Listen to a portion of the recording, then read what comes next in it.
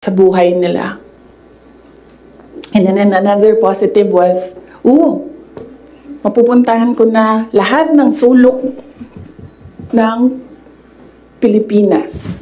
Makikilala ko na lahat ng mga tao, mga kababayan ko sa Pilipinas. Mapupuntahan ko lahat ng mga bansa na madaming Pilipino na nagtatrabaho doon, na tumutulong sa ekonomiya natin dito sa bansa.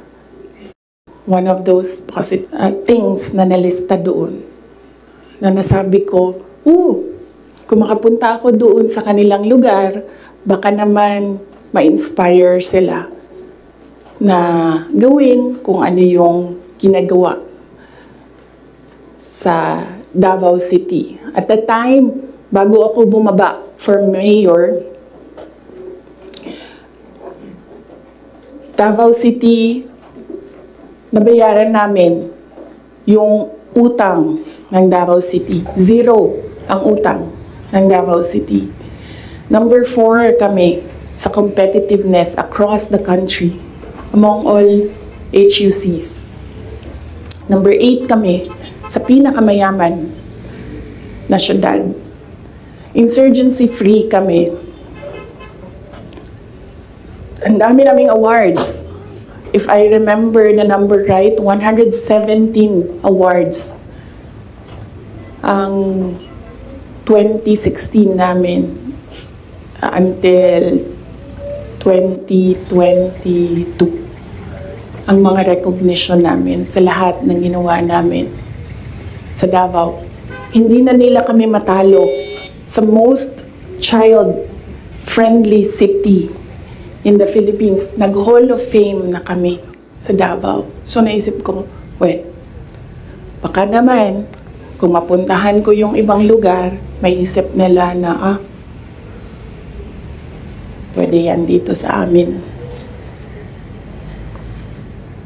That will improve the quality of life of our kababayans. So anyway, sana ako.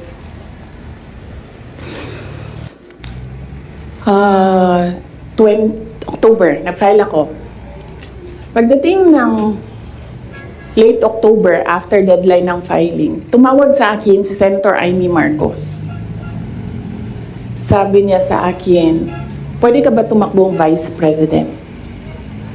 Sabi ko sa kanya, alam mo, hindi ko pa narinig ever na sinabi sa akin na tumakbo akong Vice President. Sabi ko, bakit mo ako nire-request ngayon na tumakbong Vice President? And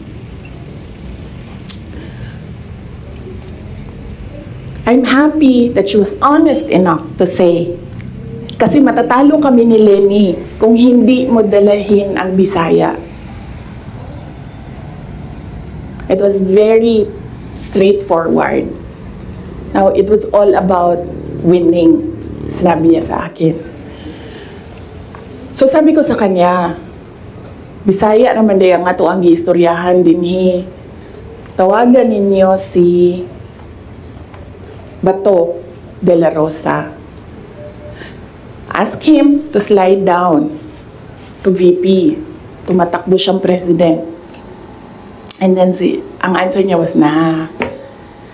And then I told her, well, ask PRD to run as your Vice President. And then she said, well, that's a closed book already kasi tumatakbo si BG. So, ask BG to run as your Vice President. Mga Bisaya natanan. And then she said na, I don't think kakayanin na manalo kami kay Lenny. And then I said, ask Manny Pacquiao to slide down. He's already running for president. And she said, we already did. And Manny Pacquiao told us that God asked me to run for president. So how can you argue with God? Totoo yan. I don't think she will deny that. Very straightforward naman si Senator Amy Marcos eh. Mainit na siya ngayon.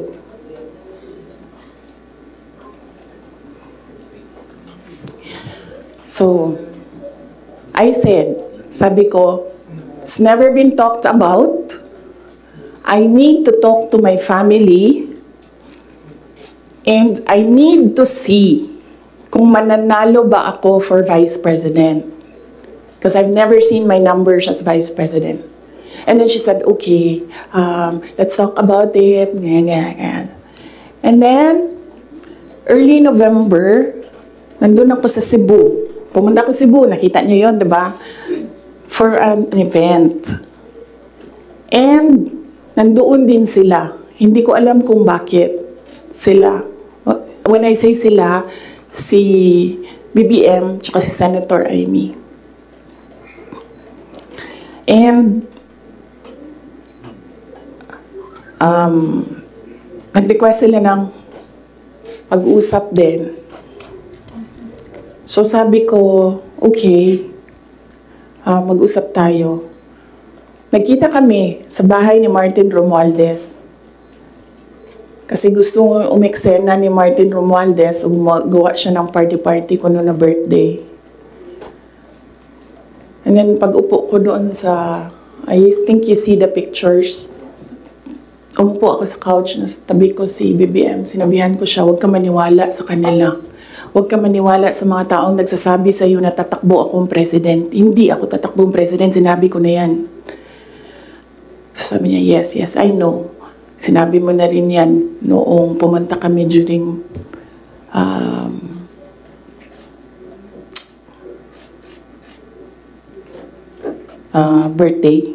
birthday ko. May 29 ata sila pumunta sa Davao. So okay na yon. And then we had another meeting na wala na si Martin Romualdez. Kasi, hindi naman talaga siya kasali. Sinisiksik lang niya yung sarili niya. Totoo yan. Ito yan. Papunta tayo kay Martin mamaya. Gusto nyo? Tawag sa kanya ng mga kasamahan niya doon sa house, Tambi!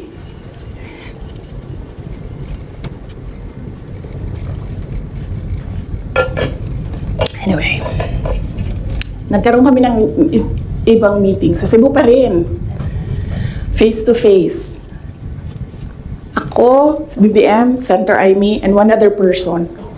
He's a private citizen. Hindi ako nagpaalam sa kanya na sasabihin ko na nandoon siya. So may isang tao pa doon who can say that this really happened.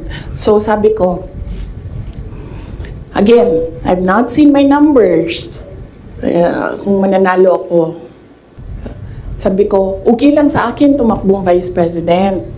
Sabi ko, number one, siguro man ma-reduce konti ang disappointment ng mga tao sa hindi ko pagtakbong president. I think maiintindihan na nila. And ito na lang yung i-offer ko sa kanila mag-vice president ako. Number two, madaming big ticket projects